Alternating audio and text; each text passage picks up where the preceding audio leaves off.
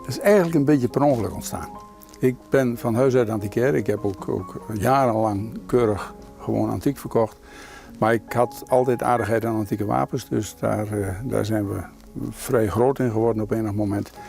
Ja, dan komt er eens een keer een kepi binnen en een paar medailles en een paar documenten. En voordat je het weet, dan heb je dit.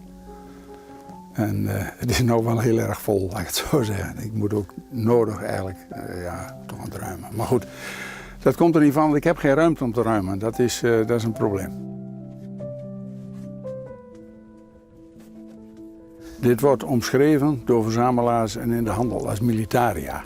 Dus dat is in de Britse zin van het woord. Dat kan gaan van een oorlogspostzegel tot een oorlogsschip, bij wijze van spreken. Nou, dit is weer een andere tak van sport. Prentbriefkaarten, propagandaprentbriefkaarten, Duits. Dit is ook wel leuk, dit is van een Amerikaan. Van de meneer Charles F. Handler. En die woont in Florida en die heeft allerlei dingen gekregen, ook van het Normandië Museum en zo. De Battle of Normandy Foundation. Kijk, dat zijn allemaal oorkondes. Dat is ook best grappig, met brieven erbij. Dat spul aan hem aangeboden is. En er zitten achter nog een aantal actiefoto's in.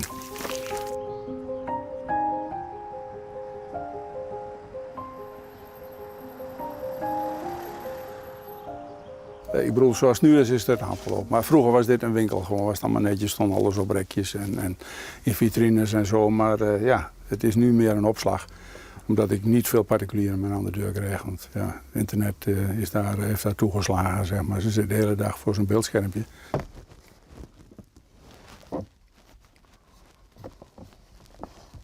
Moet je luisteren, waarom verzamelt iemand postzegels? Of dekseltjes van melkkuipjes? Of uiltjes? Of sigarenmerken, ik bedoel, of suikerzakjes, of ja, noem maar op. Het is een afwijking, maar het is een aardige afwijking. En ik vind ook dat iedereen daar recht op heeft. En ik heb daar al heel wat jaren een comfortabele boterham aan verdiend. Dus ja, wie zou ik zijn om dan te zeggen dat dat niet moet?